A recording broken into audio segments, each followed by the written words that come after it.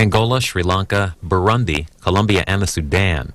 French intellectual Bernard-Henri Lévy reports his eyewitness account of these war zones in his new book, War, Evil, and the End of History. This talk from Harvard University is about 2 hours.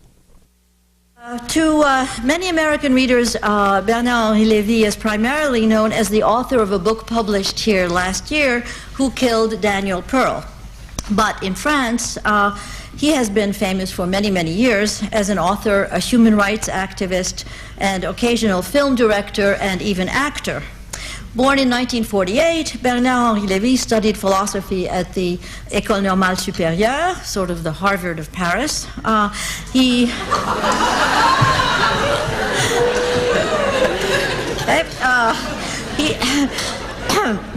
He published his, or maybe we're the École Normale of Cambridge.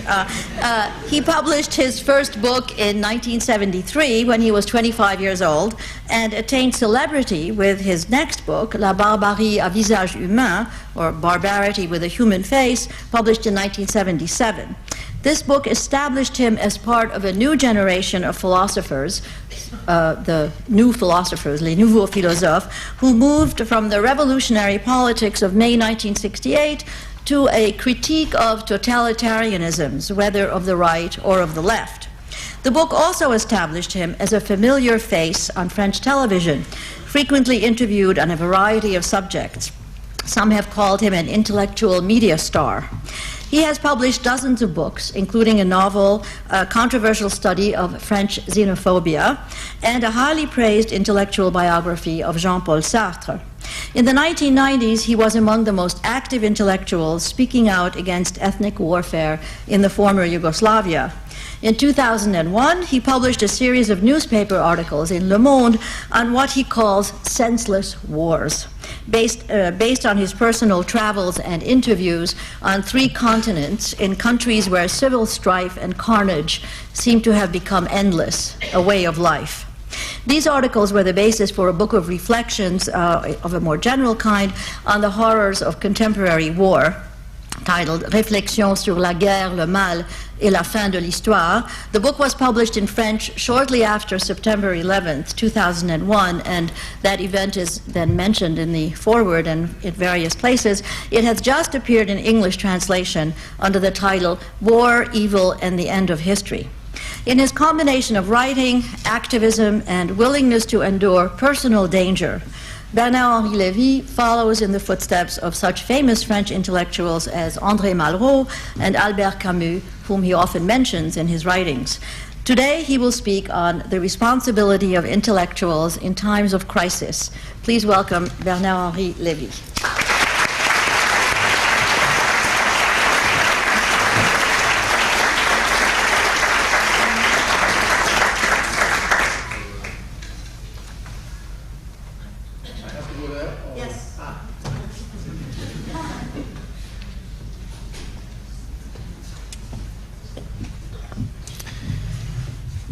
Well, thank you very much, Professor Suleiman, for this brief but accurate presentation. Even École Normale Supérieure, the French Harvard, which is not so inaccurate at all. So thank you very much. Thank you to my friend Lila Zangané, who brought me here from New York City and who organized, I know, this meeting of today. Thanks to all of you. I know that it is the time of exams, the end of the year, and you are so numerous in spite of this. For this also, thanks to all of you. So, I've been asked to begin by a statement, which I shall try to sum up a few remarks about the subject of today, 45 minutes, maybe 1 hour, which will be followed, I hope, if I have been provocative enough, by a discussion with whoever wishes to. So the theme of our meeting of tonight is the responsibility of the intellectuals is in times of crisis. I would like, first of all, to iterate, to utter a few remarks of reserve about the very title, the very theme of this meeting. First reserve, I can well conceive and I can well understand that an intellectual, a writer, an artist would prefer to be quite irresponsible, unresponsible of any time and any crisis. Among the writers I respect the most, towards whom I have the biggest consideration, number of them would feel completely stranger and foreign to such a discussion. Number of them would feel that their duty is to be quite unresponsible toward the crisis of our time. Franz Kafka, who did much more to change the world than any involved intellectual, used to say in a few letters, and especially in a letter to Felice, that the death of his best friend, any event in the world, would not do much more to him than the disagreement of having to stop for a few minutes, the writing of the trial or the castle. Marcel Proust or Stéphane Mallarmé used to say, Stéphane Mallarmé, who was involved in his century in a way, who was a sort of journalist, who invented a newspaper called Le Journal de la Dernière Mode, but he used to say that the only responsibility of an artist, the only way he has to get a weight on his time, is to build a marvelous book, is to help the world to enter in a book and not to intervene from outside on the world. I could multiplicate the examples.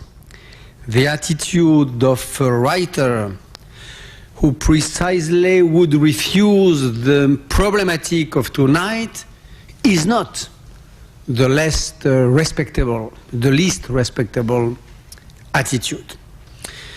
And Hermann Broch, the Austro-Hungarian writer, author, for instance, of La Mort de Virgile at the end of his life.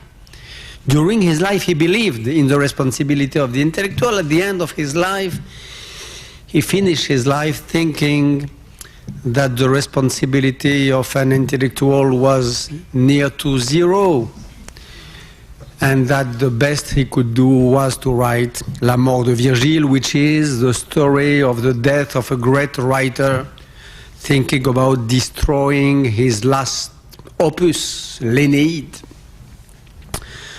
Intellectuals are not obliged. It is not a duty, it is not an obligation to feel responsible for the course of the world. This is the first remark. The second remark is that when they felt responsible in their history, in our time, when they felt the duty to have a duty, it sometimes and even very often turned badly. It turned very often to sort of catastrophe. Intellectuals, at least in my country, which is the one I know better, intellectual feeling a duty to be responsible of time of crisis, became sometimes and many times Stalinist intellectuals, deciding to involve themselves into the process of revolution.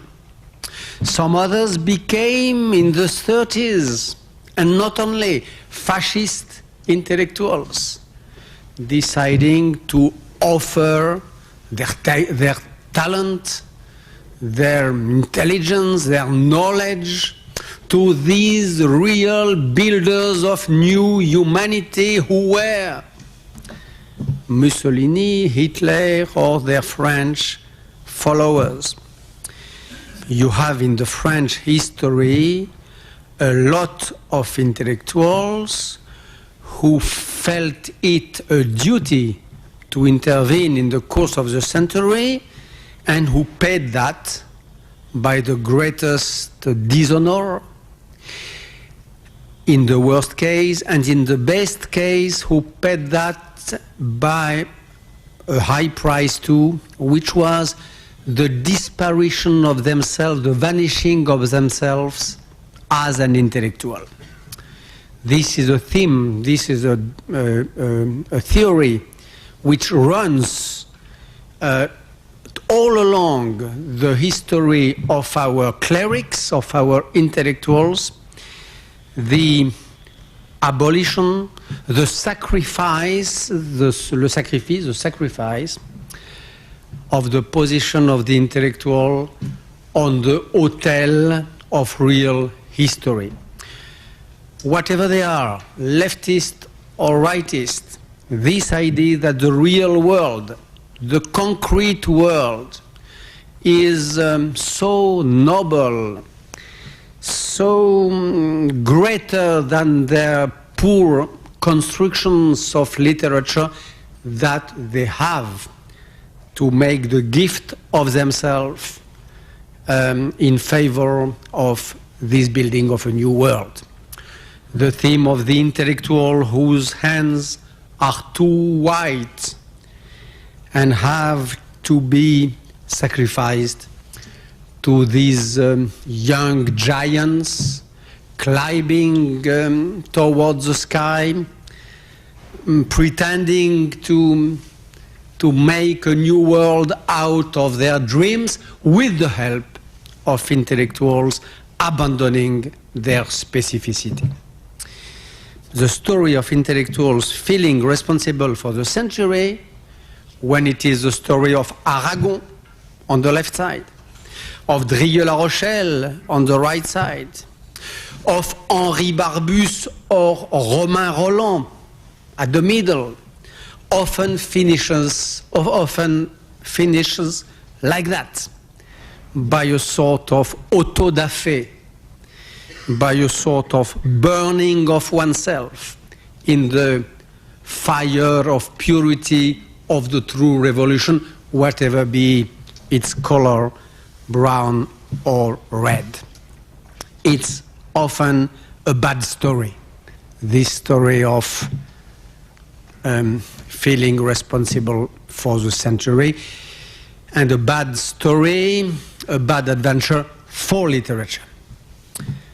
You evoked, Professor Suleiman, this book about Jean-Paul Sartre, which I did a few years ago, which was not a biography, but you said intellectual biography, which is not, which is closer to the truth. And the image of the last Sartre, the old Sartre, is so moving.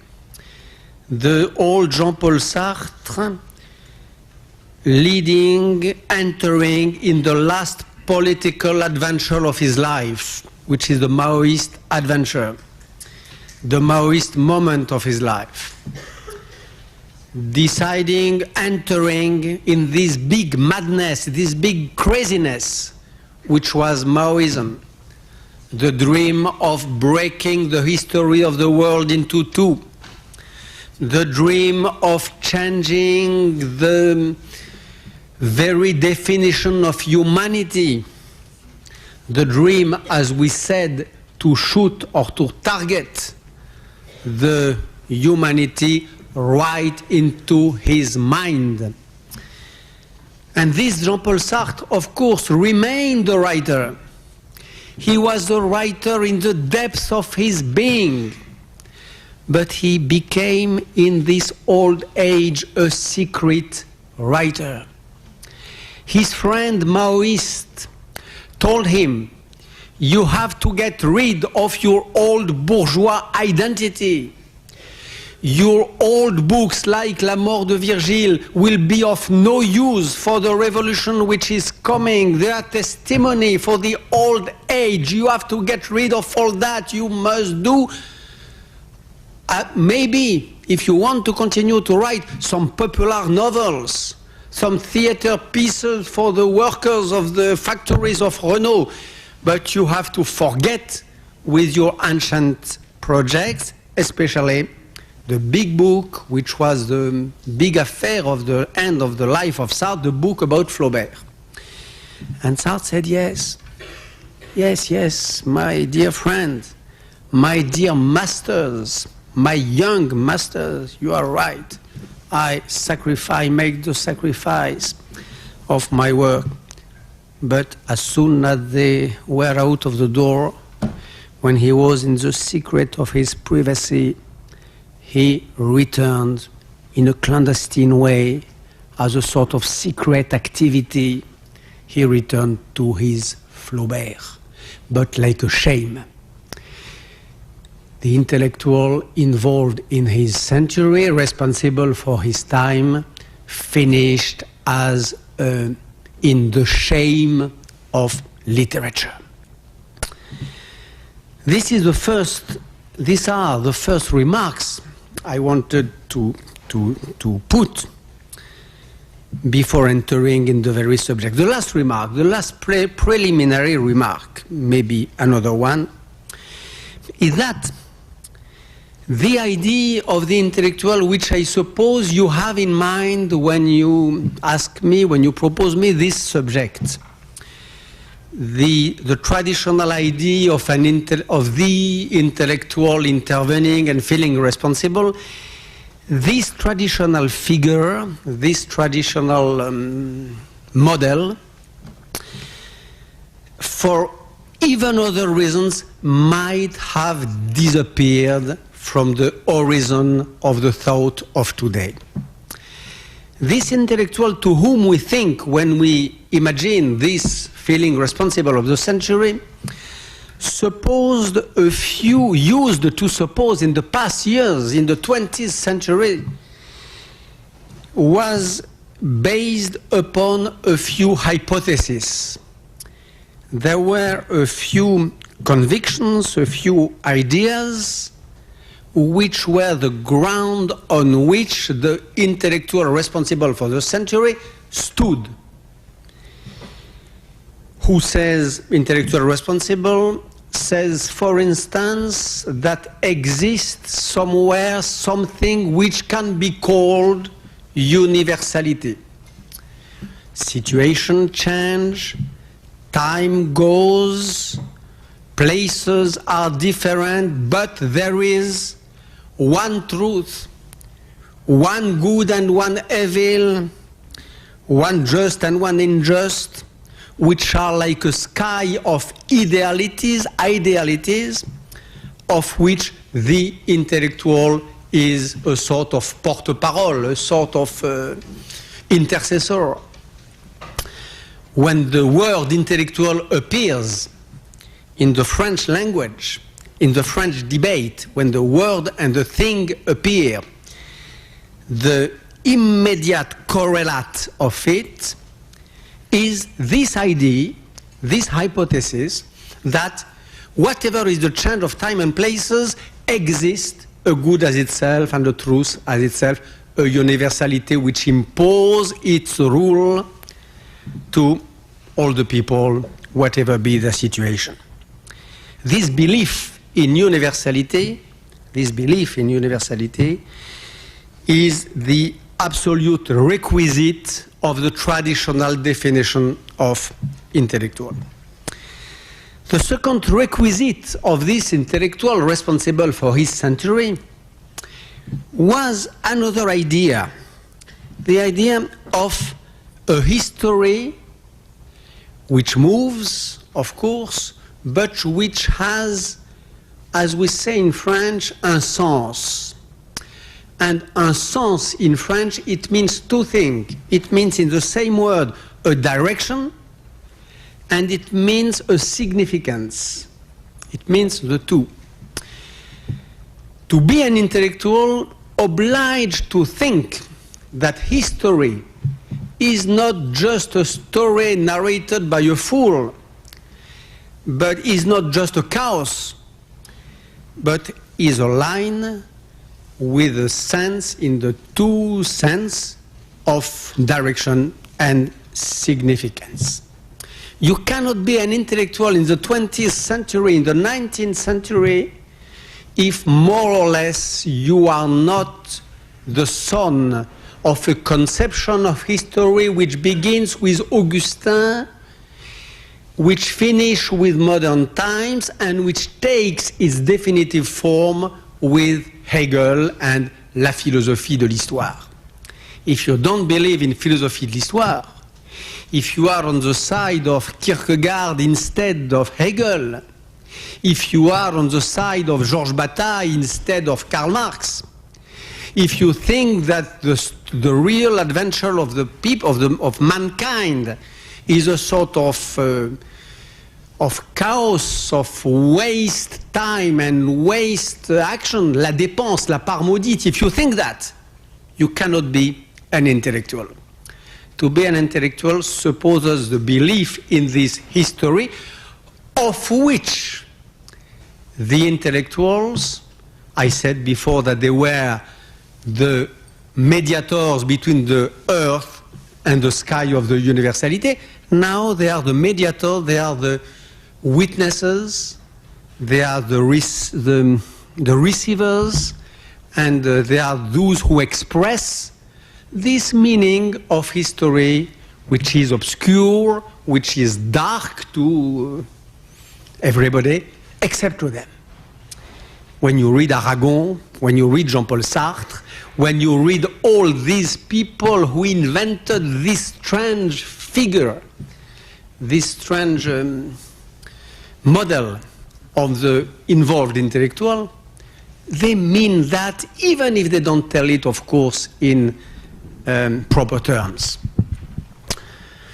I would say also that to be an intellectual responsible for his century supposes a third belief, which is the belief that you can, I can express, intervene, have an opinion about any topic, any subject. The old idea, very 19th century, of what we called in France la culture générale, les humanités. The idea that to be an intellectual means having a sort of, in the sense, in the meaning of Emmanuel Kant, des formes a priori, some shapes, some models, une grille d'interprétation, which can apply to any subject, any topic. These three beliefs, the least that we can say is that they did not go out of the 20th century in a very good shape. This idea of a good as itself, as a truth non-depending on what Jean-Paul Sartre called une situation, a situation, this idea of a history which has a real and true meaning, and that if you take the pain, if you make the effort to be the good ear and to really listen to it, then you will be the best witness of this meaning. This idea that everybody feels the history, the concrete history, as a sort of disaster, disorder, and chaos, but that there is somewhere a point of view which was supposed to be in the ancient philosophy the point of view of God, in Leibniz philosophy, for instance, and which is now the point of view of the intellectual. And that when you are able to put yourself in this point of view, suddenly appears crystal clear, which appears to everybody as a sort of big mess of suffering and obscurity, this idea too, the less that we can say, is that it does not come out of the 20th century so solid as it was at the beginning of the century. Not to speak about this dream of brain embracing the totality of the knowledge of a time, which is also hardly very difficult to reach and to sustain today. So these are all the reasons of my defiance towards this topic of today. Because the belief, basic belief, decayed. Because the adventures so often turn into a catastrophe. Because of Kafka and Mallarmé, who are not bad writers also. I'm not sure that it is an absolute... it happens to me to have doubts in front of the idea of a writer having the duty to feel responsible for his time. On the other side,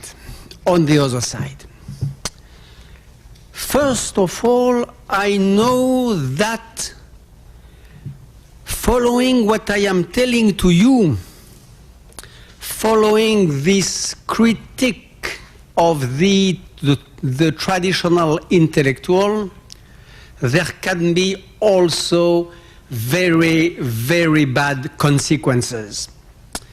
In France, at the beginning, at the end of 19th century, in the last years of 19th century, we invented two things at the same time. We invented the word l'intellectuel, and we invented on the same day, the day after, let's say, the day after, l'anti-intellectualisme. In the same movement, you have some people behind Émile Zola, behind Charles Péguy, and a few others saying, we know what is the truth, we know what is the good, and we defend Alfred Dreyfus in the name of that. And you have some people the day after who say, this pretension of the intellectuals to get rid of the circumstance, to get rid of the situation, to get rid of the color, the smell, the identity, the concrete peculiarity, the idiosyncrasy of this or that, to get rid of all that, is unbearable, is stupid. And at the same time, in the same year, you have a lot of books which are published and who mock, who laughing this stupid model of the intellectual. You have the book of Charles Maurras, the master thinker of the extreme right in France, which is called le Prince des Nuées, the Prince of the Clouds. You have the books and the diary of Maurice Barrès, the great enemy of the intellectuals, who thinks that their intellectuals are girly characters, completely strange, completely out of the viril virtues of real mankind. And you have a book very important and very forgotten, which is the book of Edouard Berthe. Edouard Berthe, very unknown today, very forgotten, but very important character of this time, who writes a book which is called Les méfaits des intellectuels, the bad action of the intellectuals. A strange book at the middle, at the crossroad of extreme left and extreme right, who opposes to the abstract speculation of the intellectual the only reality, which is the reality of energy, body, and blood and race. The energy of the general strike of his master Georges Sorel, The Strike of the Workers, and the race and the blood of the French pre-fascists. So, on the other side, to criticize intellectuals is something which in France and beyond France, I speak of France because I know this a little better than the other situation, which does not smell very good. On the other side, too, of course, the intellectuals have been these strange men abandoning their specificity, making the sacrifice of it, and so on and so on. But when I came here with Mr. Johnson, my publisher, in the plane a few hours ago, I was a little asleep in the plane, and I just made a dream. What would have been the 20th century without the intellectuals? Let's make a dream. Let's imagine, let's make a sort of chemical experience.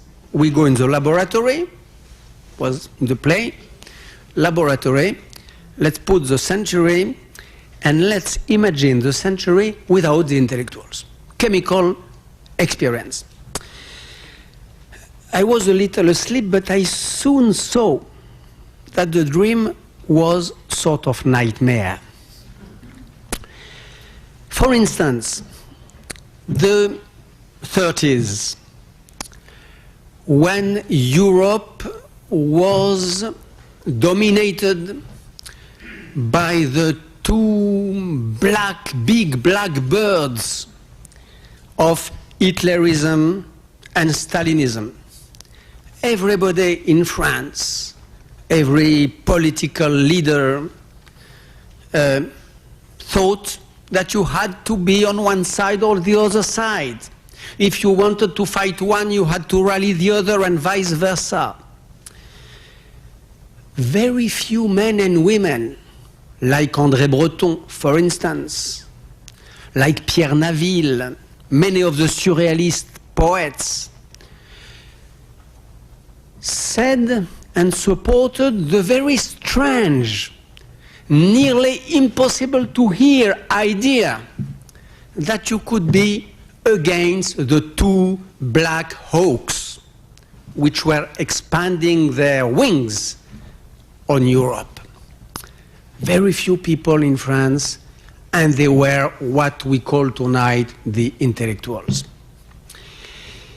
A few years later, when fascism began his first experience in Europe, which, as you know, was the war in Spain, the War of Spain, when Hitler and Mussolini found there a sort of correspondent who was General Franco. In France, everybody said, okay, we have nothing to do in front of that. France has to disengage. France has to non-intervene. There was a dominant theme, a common program of all the political class in France, which was la non-intervention, the non-intervention. Against this non-intervention, a very few little voices, not so important but so clear, and who saved the honor of France in these years, the voices of a few so-called intellectuals, like, for example, Mrs. Suleiman quoted him, André Malraux. Later on, during the War of Algeria, where we had, us French, in France, our weekly Abu Ghraib. Every week we had an Abu Ghraib. We had scenes of torture. We had soldiers turning out to be des tortionnaires, torturers. Everybody thought that it was normal. We had not in this time in France a New Yorker or we had not a Seymour Hersh. Or if we had a Seymour Hersh, we had. He was called Jean-Jacques Servan-Schreiber. The newspaper was censored by the police of the state with the silent acceptance of the whole political class, even the Communist Party. The idea that the independence of Algeria could be just, the idea that you could love your country and be in favor of the independence of Algeria, very few people dared to express it. It was Francis Janson, it was Jean-Paul Sartre, it was a few others, intellectuals. Later on, 1968, the Soviet intervention in Czechoslovakia. And as a whole, the acceptance by all the political society in France and in Europe of this very strange partition of Europe into two. This was the common program of all the Western world, by the way, included America. Europe was no longer Europe. There was two spaces in Europe and even two temporalities. It was a received idea, right or left. The left, of course, because they believed that Soviet Union represented the progress, but also the right in France and in Europe. The hardest right in France thought that this partition of Europe was a sort of fatality, that it was a sort of state of nature, that we could do nothing against that. I remember this was my time when the dissidents of the East came in France and knocked at the door of President Giscard d'Estaing, anti-communist, anti-Soviet, and so on. The door was closed to his nose. Nobody wanted to hear the idea that Europe was parted into two different temporalities was an absolute received idea, except a few people, few men and women, again the intellectuals. I could multiplicate the example, the Poland at the time of Jaruzelski, the Afghanistan where America and France supported the Taliban because of oil, because of whatever, because of the politic of power, because the commander Massoud was weak or appeared as being weak. The only who again saved the honor, supported something else, something different from the pure acceptance of the being order, were the intellectuals. So the century without the intellectuals, a century from which this strange chimère, this strange licorn, which is intellectual, which have been erased, which have disappeared, would have been, chemical experience, would have been a century even darker than it was. Beyond the phenomenological observance, experience of the century, what would be, again, 40 minutes flight, I had 20 and 20. The second 20 minutes, I wondered what would be the being, l'être, the being, the very idea of a society without them, without these strange people who think that it is their duty to feel responsible of the century. And I remembered a conversation which I had a few years ago with one of my friends, a great intellectual who became president of his country, who is called, whom you all know, who is called Václav Havel, writer, who became an intellectual, who went in jail for that, and who became president after. And I remember Havel telling me, look, what is an intellectual?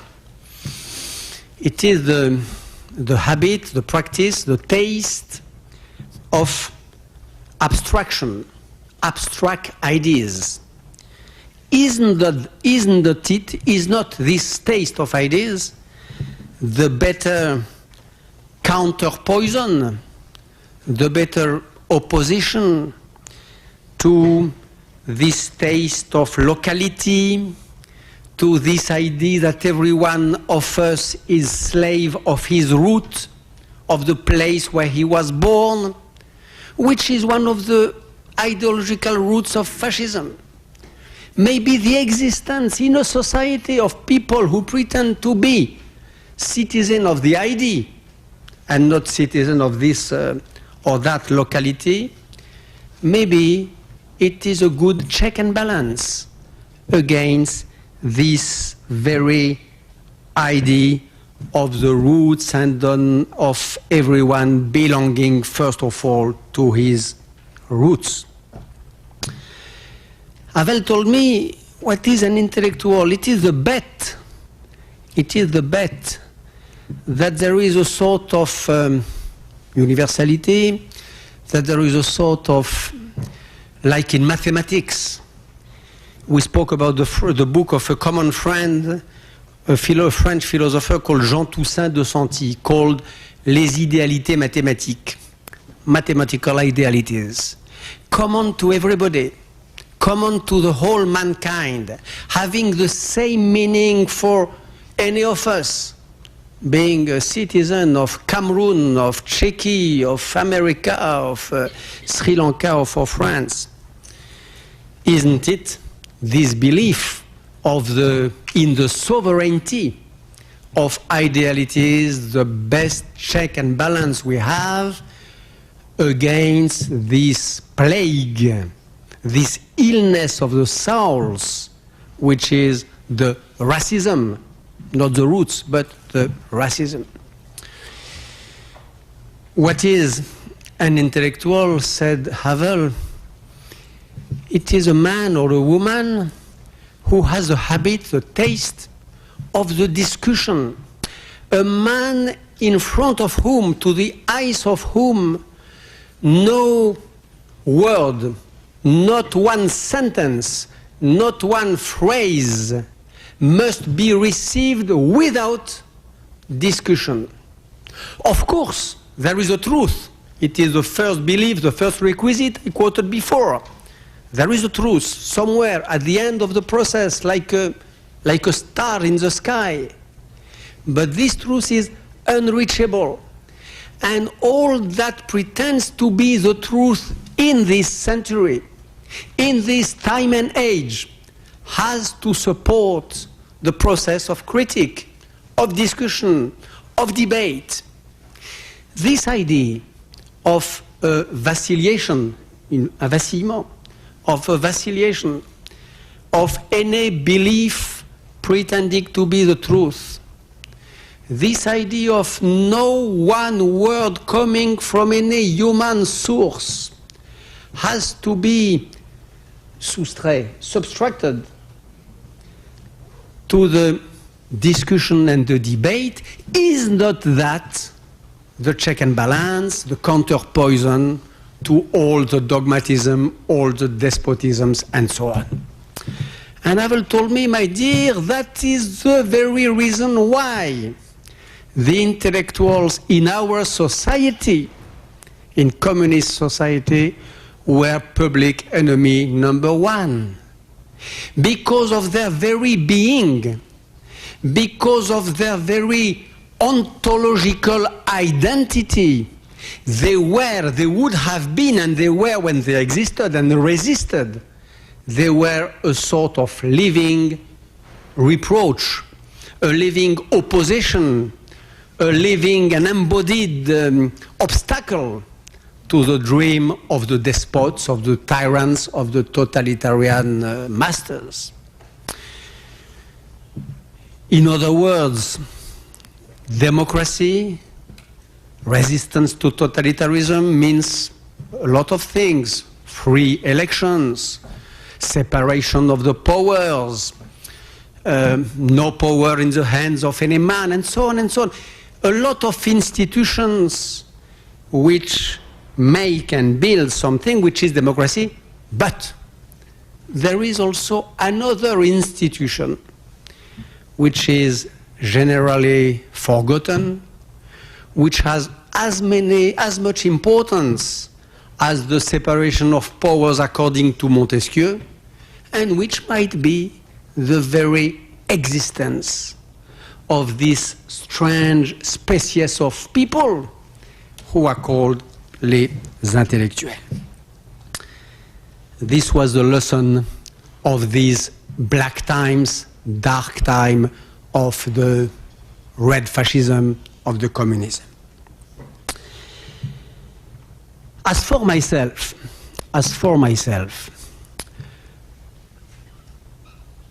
during the past 30 years, Professor Suleiman told you that my first book was published 30 years old.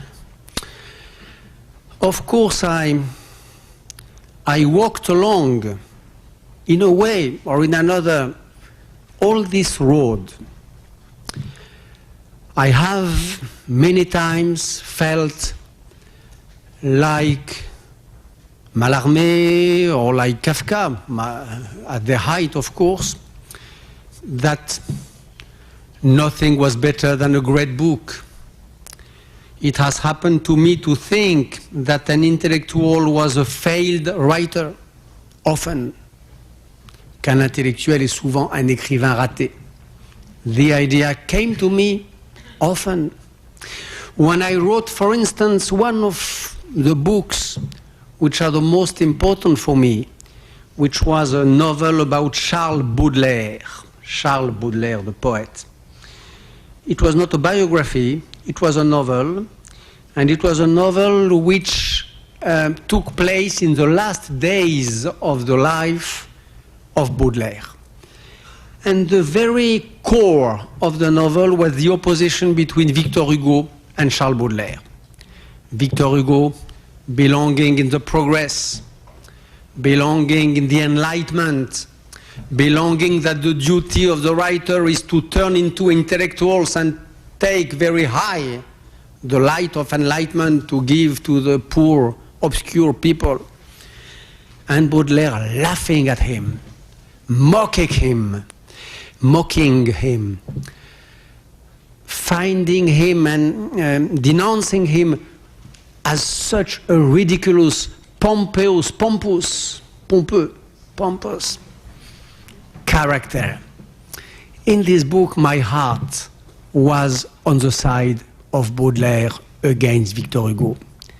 The pessimism of Baudelaire, the idea that it was not so easy. The idea of Victor Hugo is that if you open a school, you close a jail. Open a school, close a jail. This is the belief of the traditional intellectual. A little light, a little less dark.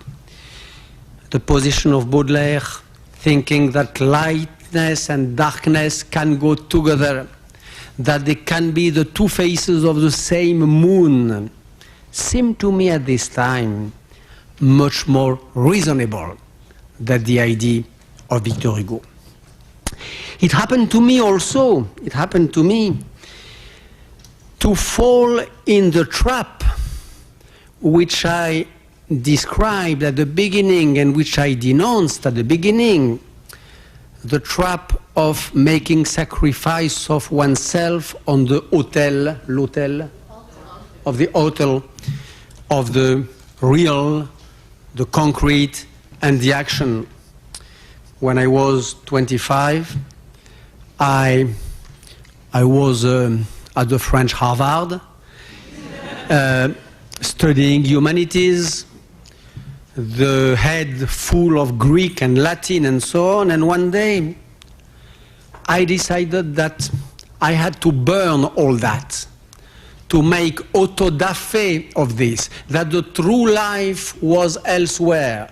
La vraie vie est ailleurs, the word of the most anti-intellectual of all the French poets, Arthur Rimbaud, the most contrary of this model of intellectual, and I went to Bangladesh. It seemed to me much more noble, much more just, much more interesting, much more worth doing to mix myself, to join a company of Mukti Bahini, liberating Bangladesh, entering in Dhaka, than to continue to write articles in very learned reviews, like Les Temps Modernes, the review of Jean-Paul Sartre, in which I did my first articles. So I fell in this trap too. I happened to feel very close the breath of this beast, the beast of the anti-intellectualism of the intellectuals.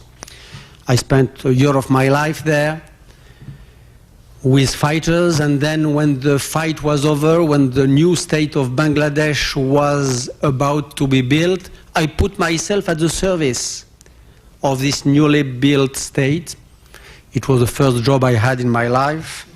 I became advisor of the new president of Bangladesh, Mujibur Rahman, in charge of the planification. It lasted a few months. After a few months, I was suspected to be a Chinese spy, and I was kicked out of the country, which was at this time under the boot of the Soviet Union. I was supposed to be a Chinese spy because I also fell, or I was nearly to fall, in the trap which I denounced before about Jean-Paul Sartre, this Maoism, which on my view of today might have been the worst step, the most black stage of this history of madness, which is the history of the dream of revolution in Europe. The most dark, and in a way also, and by the way, the darkest and also maybe the turning point. The specificity of Maoism, the reason why it is a very important moment of the history of Europe, even if it concerned a few people, a few students and a few teachers, I think that it is in the history of the spirit of Europe. It is a very important moment because it was at the same time the summit of the madness and the moment of the recovering, a sort of dialectical turning point where we saw how the madness turned out to the waking up. Maoism was the extreme of the dream of revolution. It was the moment in the history of the European left where radicalism was pushed to its ultimate consequences. A Maoist was a man who thought and who said it is not enough to change the name of who holds the power. It is not enough to put the working class at the place of the bourgeoisie. It is not even enough to change the power in the production system, in the factories and so on. If we really want to change man in his depth, if we really want to invent a new humanity, we have to go far beyond the economic process and the political superstructure. We have to go inside the very mind of each man and woman.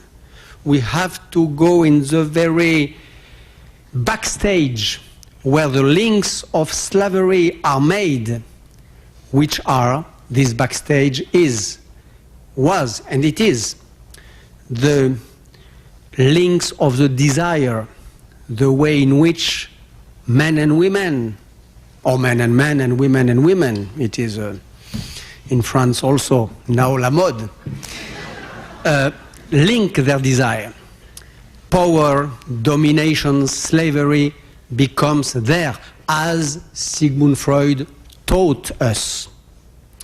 A Maoist was somebody who thought that slavery began also in the very structure of a language, the way to express, the way in which a sentence is built, the structures of the domination, the acceptance of the slavery is there in the very building of a language. And the Maoists thought, this was being a Maoist in this time, that the fire had to be put also there, not only in the front stage, not only in the above the head, but also in the backstage and in the back of the mind. This was done by the Chinese with the Red Guards. This was done in Cambodia, reinventing of a new language, regulation of the marriage, of the weddings, and so on and so on.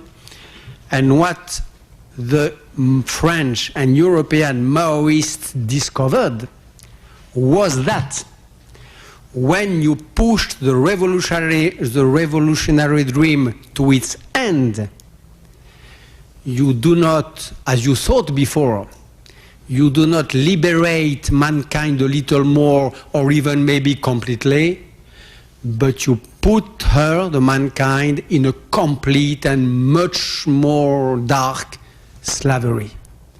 Maximum of revolution, maximum of barbarity. This was the discovering, this was what appeared to these very peculiar revolutionary intellectuals who were the Maoists. This is the contribution of Maoism to the story of the thought in Europe. The idea that contrary to all that had been thought, if revolution turned out in despotism and in slavery, it is not because they have stopped in the middle. It is not because they did not go to their end, but it is because they go to their end. It is when you draw a revolution process to its end, to the end of its logic, that you have the maximum of slavery. So I was among those who made this experience and who made all this process. I was involved in that. So, moments of my life, for Baudelaire against Victor Hugo. Moments of my life, the idea that it was not so worth to be an intellectual, maybe better to make planification for Bangladesh, and part of my life involved in this strange and dark story of the dream of revolution. Now, since I think that I am out of all this and that I can try to give a more or less precise answer to the question of today, this responsibility in times of crisis. I think that in my middle age, since a few years, I have a rather clear idea of what sort of intellectual can be this responsible of the time of crisis which you think of. And to try to explain it, I would like to finish. In order to try to explain and to make it clear, I would like to take 2 or 3 very precise examples. 3 examples of my, I'm sorry to speak about myself, but again, I know Europe a little better than the rest of the world, France a little better, and myself a little better than France. 3 examples of my recent work. The investigation I made during 1 year of my life on the footsteps of Daniel Pearl. The time I spent in all these hot places, black holes of the planet where there are these forgotten wars, and my involvement in the war of Bosnia. In the war of Bosnia, I think that, and I was not the only one, we were a lot of us, in France, in Europe and in America. I think, for example, of Suzanne Sontag, who was in Sarajevo during the hardest time of the war, trying to create a troupe of theater and to provoke a sort of revival of the spirit of the city through theater and culture. The so-called intellectuals in this time, in these years, from 92 to 95, there were a few, very few, opposed to everybody, to the states, to the presidencies of our countries, to Bush father and to Mitterrand. Everybody told us the Balkanic Europe is a mess, is a natural mess. It has always been a mess. It is still a mess. What the Balkanic Europe needs is a cop, a big cop. The cop had been the Habsburg emperor. The cop had been Marshal Tito with his iron hand.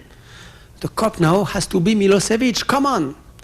Milosevic is the only solution to calm these Balkanic fevers. And if you go against that, you will have a quagmire. You will have hundreds, thousands of European soldiers necessary and dead and wounded and catastrophes. And we were a few to say, we don't think so. We know better than the experts. We know better than the supposed knowing best. We know that a few days of bombing of the heights of Sarajevo would be enough to oblige the Serbian militias to open the hand, relâcher l'emprise, to let go. And we were right. Where President Clinton and President Chirac in August 95 decided to do the gesture, it happened exactly as Suzanne Sontag, Peter Schneider in Germany, myself and others in France had foreseen. They gave up, they let go, without any real battle. Contrary to what Charles Maurras, Edouard Berthe and Maurice Barrès said, the intellectuals of today were not the princes of the clouds. They were not these dreamers, subject, assigned to a sort of emotional politic which the anti-intellectual believe. It was the contrary. I think that we were the experts, that we knew the situation, and that the politicians, the people around Bush or Mitterrand, were prisoners of old schemes, old dreams which turned out to be nightmare. A modest intellectual trying to learn and to know, going on the ground, listening to the people, and bringing out of that a sort of belief which proved to be more true than the truth of the supposed experts. When I decided to report on about these forgotten wars, which Mrs. Suleiman told you in her presentation, it was another attitude again, another way of trying to do my duty of responsibility. I tell you the story in a few words, the story of the birth of this book. The beginning of the story is a conversation between the director of a great French newspaper, our best newspaper, our New York Times, which is called Le Monde. And the director of Le Monde is an American author. He is published here, is Jean-Marie Colombani. He has a little esteem for me, and he asked me, please, why don't you join the team Why don't you write for us? Why don't you make some editorial, some op-ed, as you say? Here, op-ed, isn't it? I said, well, op-ed, I don't know, I do already op-ed for others' newspaper, and so on. J'ai fait des manières. He told me, okay, so do something else. Report for us. Report, make some reporting. I said, yes, why not? I like to travel. I like to breathe. I like to go out of Paris. I like to go on the ground where real history happens. He told me, go to Gaza, go to Israel, go to Afghanistan 4 years ago. I told him, so many people are in Gaza, in Israel, in Afghanistan, and so smart people, so good, brilliant journalists of your newspaper, of Le Monde. I don't want to take their place. And why should I do? I'm a writer, I'm a philosopher, I'm not sure to be such a brilliant journalist. Maybe I'm not as good as they are. No. The only place where I am ready to go is the places where you don't usually go. The only reporting I agree to do is reporting in situations which are obviously underreported. My way of being responsible for this time is to try to find the 3, the 4, the 5, the 6 most savage wars of today, obviously underreported, ignored. To be concrete, the 5 or 6 words about which there has not been since 5 years, 7 years, I don't remember which was our limit, which were not at all reported in your newspaper except by a few lines coming from the web agencies. In this case, I think that an intellectual is useful. An intellectual can bear something else. He has more time than a journalist. He has another relationship to time, to the time, than journalists. He had a little credit, a little notoriety, a little, he's known, which maybe could allow subjects, stories, themes, which are supposed to be uninteresting to interest a little.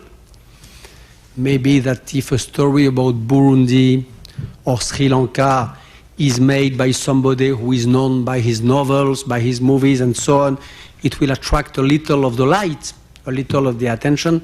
Let's try to do that. This was the beginning of this book which Melville House has just published a few days ago about the forgotten wars. My duty this time, my way of being responsible, not open the light to close the prisons, but to put le faisceau de la lampe, the spotlight, to displace a little the spotlight. We are all of us Hegelians, even if we don't know. We automatically think that the history at any moment of the time, that the wind of history, that the spirit of a moment is in one point and not the others. In Israel, for instance, Israel and Palestine is a terrible war which has made since 4 years 5,000 dead, which is of course a lot, but which is much, much, much less than the 600,000 deaths of the war in South Sudan, the 400,000 deaths of the war of Sri Lanka, the 6,000 deaths of the dead of Burundi. Nevertheless, all the spot, all the light is in the Palestinian case, and no light at all in the 100 more numerous dead of Burundi, Sri Lanka, and Sudan. duty of an intellectual to displace the light, to oblige to look. An intellectual in this case is a sort of terrorist, but a terrorist of the gaze, a terrorist of the eye, obliging to look. When I was a child, there was an image which impressed me so much, and it came back to me these days because of Abu Ghraib and all the stuff which is coming on. It was the image of the American GIs when they opened the doors of the concentration camps. They gathered the population of the neighboring villages and they obliged them to défiler, to walk, to parade. They obliged them to parade in front of the corpses, of the rests of the bodies taken out of the camps. These peasants who pretended not to have seen anything, this day, the heroic GIs of this old time, the heroic GIs of this old time, the GIs who liberated the camps, who liberated France, they obliged these peasants to look. Sometimes, when I think about the role of the intellectual in this time of end of ideologies, after the Maoist story and so and so and so, I think that the role of the intellectual might not be the contrary than the role, the play of this GI of this time, not the Soldat England or Javis and so on, of course. A terrorism of the glaze, an obligation to look, une sommation à voir. This might be one of the role of the intellectual in this time.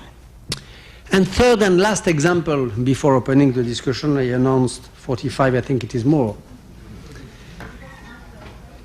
I'm sorry? Okay, one word. Last point, last example, my Daniel Pearl investigation, I did it for many reasons, of course. Many personal reasons, many reasons linked to the very character of Pearl and so on, but I had one motivation where I feel that was besieged the very role and duty of the intellectual, which was to enter in the debate about the war against terrorism and to try to produce a few ideas able to complicate the cliché, the commonplaces exchanged on all the sides. For instance, one of the aims of my book on Daniel Pearl was to show that the real clash of civilizations was not a clash, as a famous American essayist says, between the West and the rest, between America and Islam, for instance, but inside the West, inside the rest. And when I say inside the rest, I mean a clash inside the very world of Islam between the two Islam which share this world, the Islam of the moderate, the Islam of the radicals, the Islam of the murderers of Commander Massoud, and the Islam of Commander Massoud and his followers. I wrote this Daniel Pearl book also, it is not the main reason, but also to intervene in my way in this debate, into this debate about terrorism and war against this terrorism, in order to try to escape to what appeared to me to be too simple cliché, too simple ideas, which is cliché. That is my personal way, and said in the most simple and honest manner I can to respond to your question, Professor Suleiman. I'm not sure it would work for any of you, for any of any European or French intellectuals whom I know. There is my personal involvement and coefficient, of course.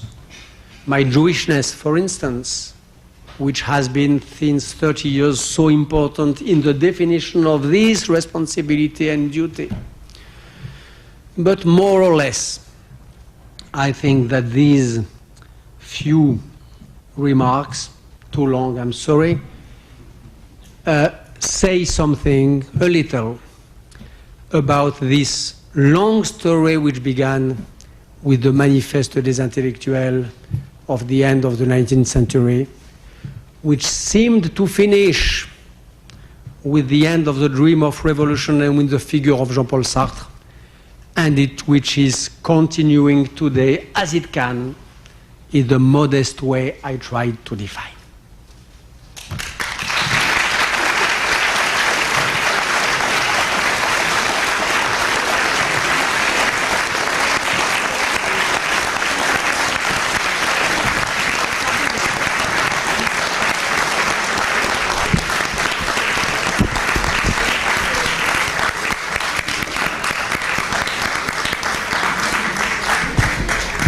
Thank you so much. This was extremely moving and extremely rich, and not at all too long. We just wanted to have time to ask questions. If anybody wants to ask a question, there is a microphone right there, and so the stage is open.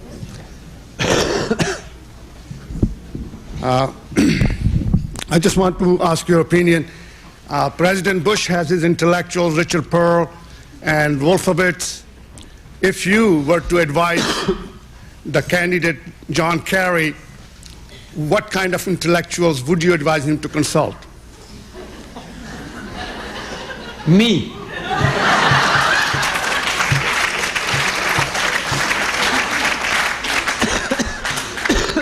And I'm available for that.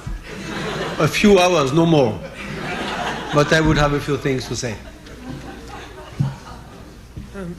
I was wondering if you would care to comment about two different questions. First, seen from here, and particularly in the journal Le Monde you were mentioning, one sometimes gets the impression of an anti-Americanisme primaire, even before the Bush administration. Is it something you feel too?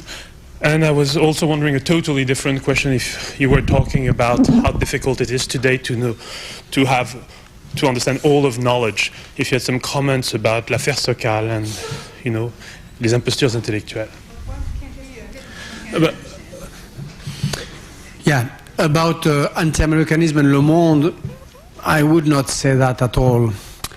Le Monde is a newspaper whose director signed, after September 11, a very memorable editorial called Tous Américains.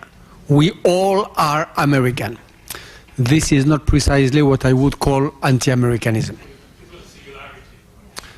Singularity, when it is a director, it is not quite a singularity, my dear. Even if Le Monde is a democratic newspaper, when the director says that, it means something. I mean by that, I don't want to defend Le Monde. The question is not that. Anti-Americanism is a widely spread ideology in France. Anti-Americanism meaning hating America not because of what it does, but because of what it is, or because of what we suppose it is. This is anti-Americanism, and I think that it is a very deep undercurrent of what I called in an old book now, French ideology. But saying that does not mean that the whole of France, all our newspapers, are anti-American. To say that would be as stupid as to say, for instance, that France is at the eve of a crystal night, that every Frenchman is a huge and savage anti-Semitic, which is not true also. We have to be careful in front of too simplistic ideas. Anti-Americanism is present. Hatred of France is present here, in America too. I know and I hope that, I know that it is not the main current in our two countries. And I'm confident, and it is not a wooden language, it is not a vague hope. I'm sure that the interesting parts of our two people already bridge that, are already beyond anti-France and anti-America. Yeah. I wanted to ask for clarifications on three things, but you can choose whichever you'd prefer to respond to if it's easier. You qualified responsibility, you qualified the term intellectual, and I was wondering if you could qualify the term crisis, the notion crisis. You mentioned the intellectuals, the difference in the intellectuals' relationship to time. I thought that was fascinating. I was wondering if you could expand. And at one point you talked about the intellectuals of the left and of the right, but you also talked about intellectuals and anti-intellectuals. And I think we in the States have a tendency to locate intellectuals as necessarily sort of being on the left. And I was just wondering if you could problematize that a little. Thank you. What is the second question? I'm sorry. So the second was the intellectuals' relationship to time that differs from that of most others. I don't understand the question. La relation de l'intellectuel par rapport au temps qui serait à la temporalité. Voilà. Okay. Crisis. Way of being of our time. Our time is not in crisis, it is the crisis. What was called, this is a point which Marx so well, what he called capitalism was not a steady state which will happen one day to be in crisis. It is a way of permanent crisis. Capitalism is nothing else than the permanent crisis, that a way of feeding oneself with crisis. We live a time which is crisis. Relationship between intellectual and time, I would say that an intellectual is a writer who lives his own time in order to go to the common time. A writer, as any artist, is somebody who lives in his personal, imaginary, phantasmatic calendar. When I write philosophy, when I write novels, I don't live completely in this time. My contemporaries, my best friends, are neither Richard Pearl, neither Daniel Pearl, but Virgile, Baudelaire, dead André Malraux, a prophet of the Bible, and so on. Frankly speaking, it is not a way to speak. I think that an artist, a writer, a novelist, a philosopher is somebody who lives among the dead more than among the living. An artist is somebody who, by the way, very often finds that there is many more dead inside the supposed living people than living. And that there is much more living people in the dead than really dead. This is an artist, which implies a relationship to temporality very strange. When I write a novel, for me, the people with whom I take a coffee in my street, often they are dead. I see them like ghosts. And when I go back to my cabinet of writing, to my library, and when I find again, when I say hello to Charles Baudelaire, I find real living people. This is a writer. An intellectual is somebody who goes back to the coffee, to the bar, to the pub, who goes back to the pub, and who quits the imaginary museum of his dreams. An intellectual is a writer who marries again with normal temporality. And third question, what was it? The difference right, or intellectuals and anti-intellectuals? I think that if you think in America that there is a link, a natural link, not a natural, a constant link, I don't like what is natural in general, between intellectual and left, if this is the belief here, as usual, you are right. It's true. I think you said that Kafka would say that nothing mattered to him more enough to stop writing for more than 15 minutes. And do you think it's possible to be an intellectual, even possible to be an intellectual without an awareness of what's going on around you? Is it possible to say something relevant as an intellectual without paying attention to the world and being responsible? No, but you have to distinguish, you have to make the distinction between a writer and an intellectual. A writer is not an intellectual. An artist is not an intellectual. Kafka is not an intellectual. An intellectual is an artist who decides at a precise moment to drop the pen or drop the painting and to come into the pains and the temporality and so on of his time, which means also that you are never a professional intellectual. You are not an intellectual full-time job. You are intellectual sometime, from time to time. We have in France a great writer, one of our best, old now, who is called Claude Simon. Claude Simon, Nobel Prize, author, for instance, of La Route des Flandres, marvelous novel, inventor with Rob Grillet of Le Nouveau Roman. Claude Simon was an intellectual 3 times in his long life. 3 minutes. He's an intellectual, but 3 minutes in his life. Once, he's 90 years old. Once, during the Spanish War, few days, he took part on the Spanish, he took position in favor of that. Second time, in the resistance, he was not a real resistance. One day, he did an heroic act. Third, he signed the manifesto of the 121 in favor of the people who disobeyed to the French army during the Algerian War. And I think that 4, I'm sorry, I said 3, I forget 1/4. 4th time in 1981 election of François Mitterrand. He is an intellectual for 4 days of his life. So, an intellectual not being a writer, you are never intellectual at full time. Sometimes part of your mind, you lend a part of you to the century and so on, and you go back to your phantoms and your real livings.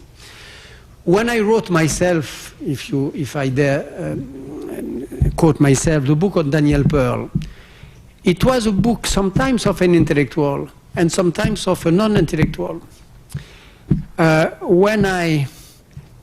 During 1 year, I lived with Pearl, with Danny Pearl.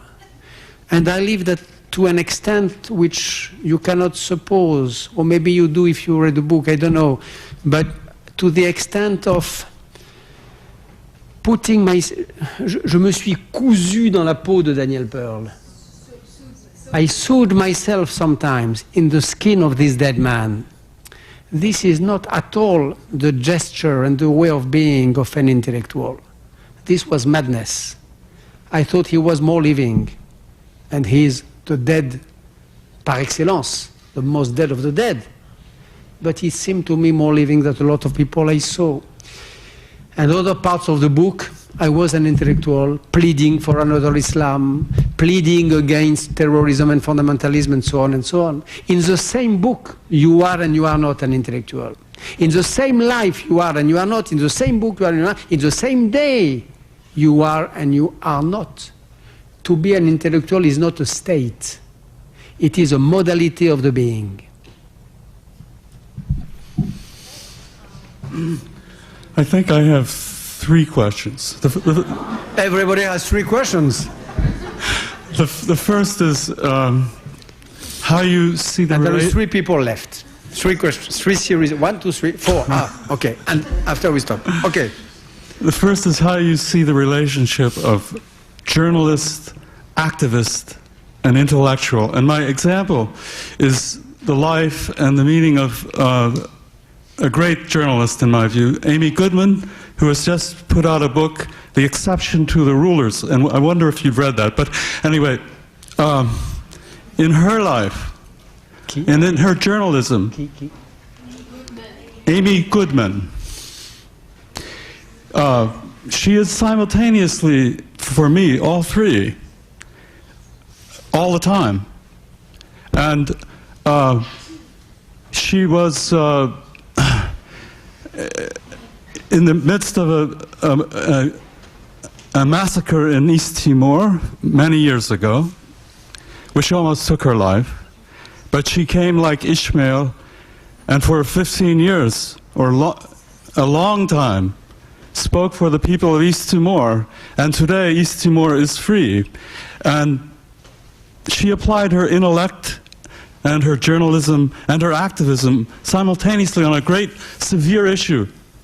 So that's my first question. The second is... I'm afraid we're going to have to limit the questions. I'm sorry, because we have a reception, and Mr. Oh. Lee has to leave at 6:30. He has to be on his way for something. So I'm really sorry. If you want to talk to him at the reception... Yes, okay, thank you. Question, okay? That's it. One more? One more? No. Oh. Okay, in a few words, because Let's have a couple more questions That's together, all right. and then you can answer. Okay. all the questions, and I respond in a complete to everybody at the same time. Okay. I wanted to ask you if you felt the seduction of Stalinism and of Maoism to intellectuals in previous generations, in your generation. It's in part because you spoke of intellectuals as presenting a check against prevailing madness. But if the crisis of our time is the victory of capitalism, a kind of total capitalism, do you think the seduction was to attach the check to some kind of anti-capitalist option, another option? And do you think that if intellectuals do not, if they shy away from an alternative to capitalism, that the check actually becomes only absorbed and that we don't present a check at all? We would just become another aspect of the marketplace of ideas. It's based on how many books we sell or whether we can appear on television or get the ear of John Kerry.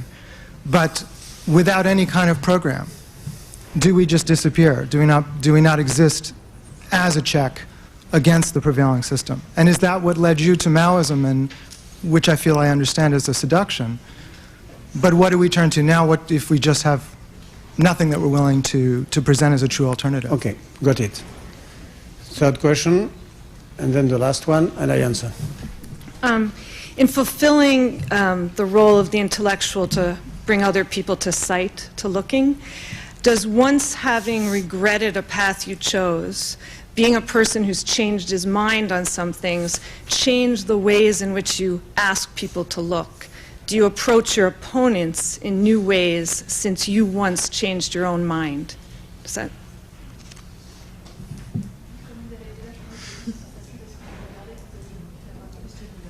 Okay. You described the role of the intellectual as changing the spotlight. And in a sense, that means there's a duty to have an intervention exist. My question is about the effectiveness of intervention as an intellectual, and does effectiveness matter to you?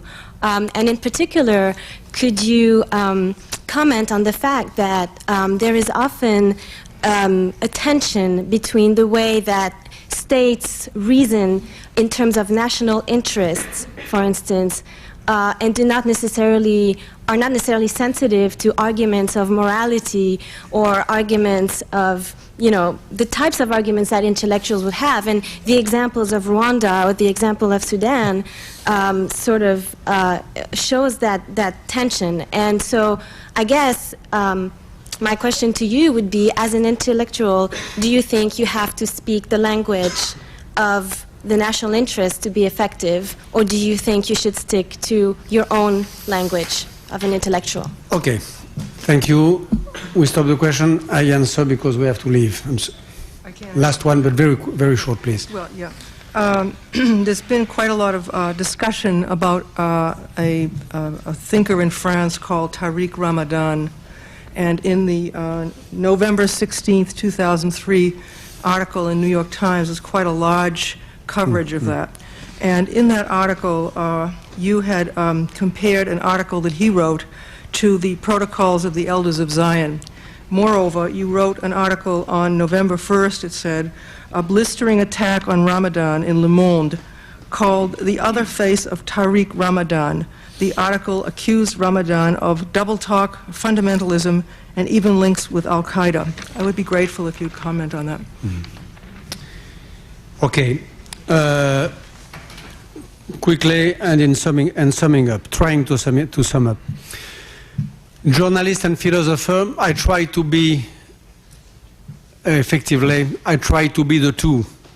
I would even say that it is not for me a compromise. It is not an attempt to mix two different things and two different essence of the discourse. For me, philosophy as itself, in this time and age, cannot be something else than an intervention in the time.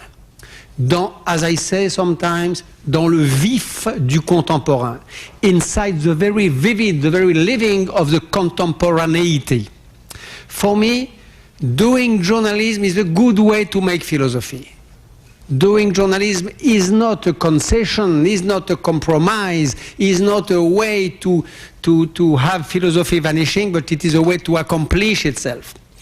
Which is not completely the contrary of what Hegel said when he said in the famous phrase that the reading of the newspaper was the matinal prayer of the philosopher. Not very different of what Karl Marx said when he wrote so brilliant article in La Gazette de Bamberg.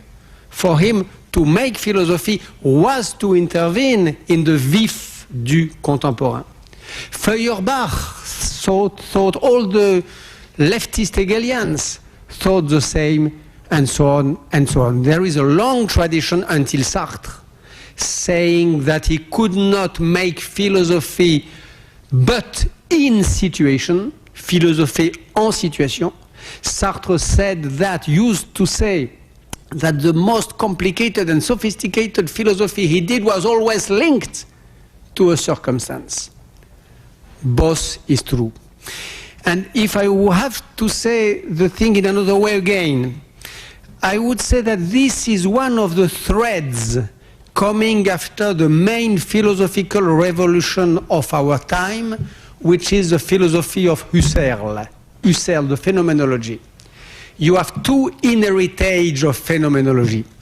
You have, if I have to say it in a very big, gross names, you have the high logic, and you have the anger of the reality and the anger of the facts. You have the high logic, the meditation of Husserl, going towards a sort of idéalité mathématique, of which I was speaking before, and you have the other wave, the other current, the other thread coming from Husserl, which goes to this philosophy in situation, to this philosophy turning into journalism, to which I try to be not too infidel. Second question, the question of the check. It is a difficult question, but I want to answer with no, frankly and directly. I do think that the task of an intellectual today is no longer to build and to find an alternative to the capitalism. I think that the task, of course, is to reform the capitalism. The task is to go to venir au secours, is to support the victims of the system. The task is to express the voices and the faces of whom have no face and no voice any longer in these black holes I was speaking before. But the idea of a complete different system, of a radical change, of a real turning point, of a new society breaking the basis and turning basis of the ancient, this idea which was born in the modern ages with the French Revolution, who take its definitive shape with Leninism, I definitely think that this idea brings less check than radicalism in the bad meaning of the word, than nightmare, cauchemar, catastrophe. For me, there is a date in my life, in my intellectual life. This date is a conversation, I told you before, a conversation with Havel. This is a conversation with the French philosopher Michel Foucault, a few years before his death. He told me one sentence, which was like a seed in my mind, and which made me think during years and years. Michel Foucault told me, during a long time, during 2 centuries, the question of the Western world was, is revolution possible? Now, suddenly, for the first time in modern history, the question has turned out to become, is the revolution desirable, wishable? Not is it possible, but are we right to wish it, to desire it? And maybe the very desire of revolution bears a perfume, a smell of apocalypse and catastrophe. This is what I think. Resist, yes. Change, yes. Opposing the powerful, of course. Trying to oblige them to gaze, to look at this part of humanity which they want to put and to precipitate in the darkness of the hell, of course. But pretending to invent a new humanity, a new system of society, we paid the price. And I said that because France was not the less guilty in this process. Towards my enemies, did I change and so on? My answer will be double. In a way, yes. I think that today I am less arrogant. I am less dogmatic than I was in my young times. I think that the truth, as I told you before, exists like a very far away star. And when the star is far away, nobody can pretend to have the right look and to be on the right cape. So you have to listen to the other people who try another way and so on and so on. So I'm much more tolerant than I was, except that there are some cases, some situations, some sorts of people with whom I continue to think that there is no possible discussion.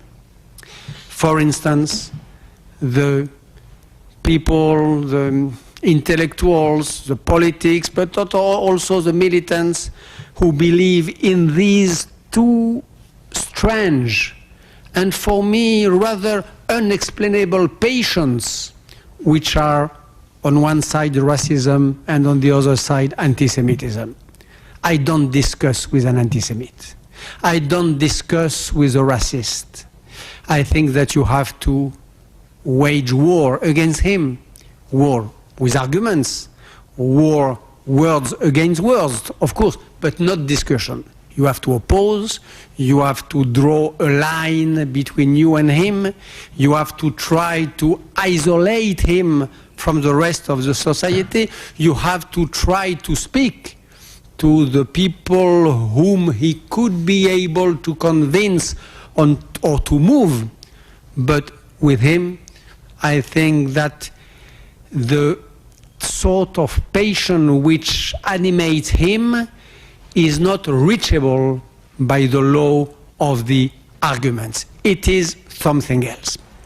About, by the way, the Stalinism and so on, you could demonstrate, and I did it in an old book, that at the basis, at the root of these sorts of delirium, like fascism and Stalinism, they present themselves as very sophisticated elaborations. There is books, there is doctrines of Stalinism and of fascism, but in reality, the basis of that might be very few simple passions, des passions simples.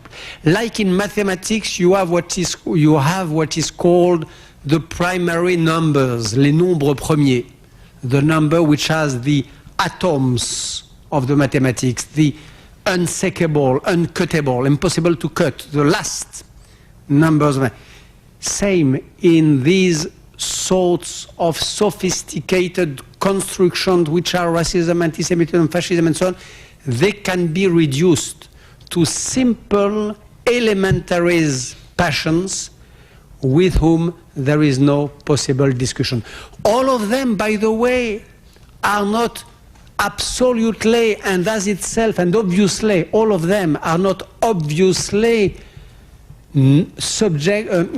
hateable or detestable. All of them are not obviously dark. For instance, I think that at the root of all this, fascism for instance, you have the will of purity.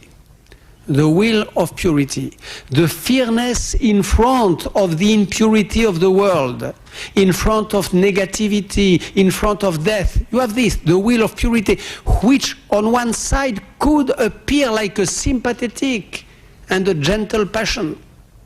But when you cross it with another passion, which as itself smells good too, which is the passion of the youth, the cult de la jeunesse, the cult of the youth, the idea that young is beautiful, that oldness, old age, memory, and so on has to be hated.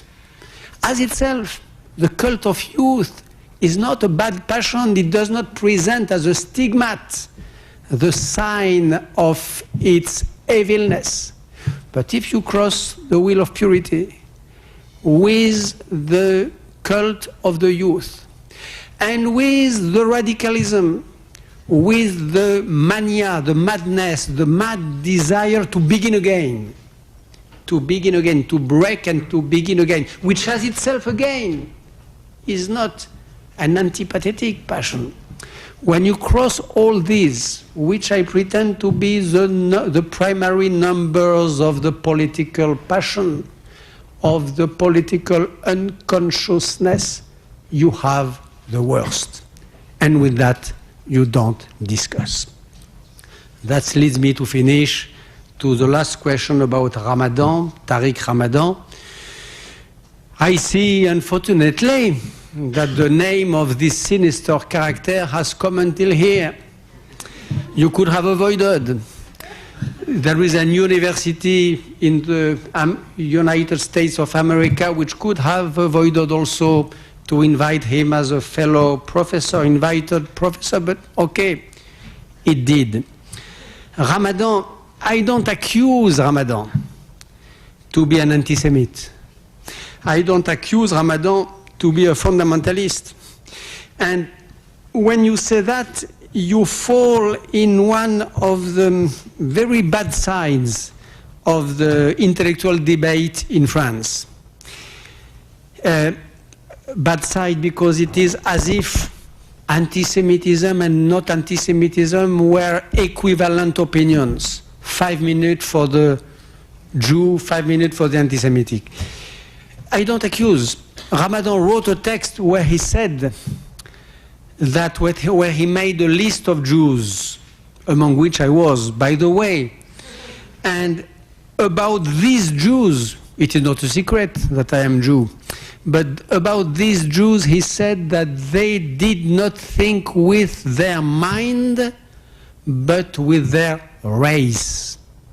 About myself, I'm sorry, but you ask me. About myself, he said another thing even more precise than saying that I think not with my head but with my race. He said this very incredible thing. He said, I read his book about Daniel Pearl, book of Bernard-Henri Lévy. I long wondered, I long asked myself why he did this book. Why such a guy, a French guy, having a good life, spends 1 year of his life in this bloody Karachi, in this hell of Pakistan, taking a few risks on his own life and so on. Ramadan says, during months and months and months, I ask myself, why the hell did he do that? I don't understand. And he says, suddenly it became clear. I understood it all. When did it become clear? It became clear when I saw, it's Ramadan who speaks, when I saw the Prime Minister of Israel, Ariel Sharon, arriving in New Delhi for an official visit, a state visit to the Prime Minister of India. Then it became clear. Bernard-Henri Lévy spent 1 year of his life in Pakistan, the enemy state of India, because he was preparing the voyage, preparing the trip of his master Ariel Sharon. Bernard-Henri Lévy does not speak with Hegel, does not speak with the ghost of Daniel Pearl. His real, his only interlocutor, his tutor, his master, his companion of thought is Ariel Sharon. When he spends a year of his life about a book like this, it is as a sort of agent, ghost ambassador of the Prime Minister of Israel. So, what do you want to say? Do I accuse Ramadan to be anti-Semite when I just stress this point and this sentence, this paragraph in his famous article? I don't think I accuse. Anti-Semitism is there. About fundamentalism, the same. This should be known in America. When Tariq Ramadan says, for instance, that he has not to say if he is in favor or against the lapidation of the woman, the death by stoning. He says, I'm not neither for, neither against. I'm not in favor. But I have not to be against. I ask for a discussion. I ask first for a moratoire. How do you say moratoire? A moratory, a suspension of all toutes les peines, all the punishments of stoning against women. We suspend everything and we discuss. This is in favor of what is Tariq Ramadan. Is this moderate Islam? Refusing to say if dying by stoning, killing by stone is a good or a bad thing, asking for cleric during a long time as a sort of Vatican II to decide about that and to wait for their opinion. When you see who are the cleric today in Islam, some of them, I told you, the clash of civilization inside Islam, some of them are brilliant and smart. A few others, and I'm unable to say where is the majority, and Ramadan is unable also, would be in favor of continuing the stoning and so on. So this is a strange manner today in France to say Mr. X accuses Ramadan to be fundamentalist. No, the texts are there. We have today in France a man who is one of the master thinkers of the worst current of Islam today. One of the master thinkers, and he has some charism, he is handsome, he speaks well of some despaired people of the neighboring of Paris, and he expressed their voice in a very bad way. And with this sort of man, of course, I think that the right position is to denounce, is to identify them, oblige them to take the mask off, but not discuss. I thank you.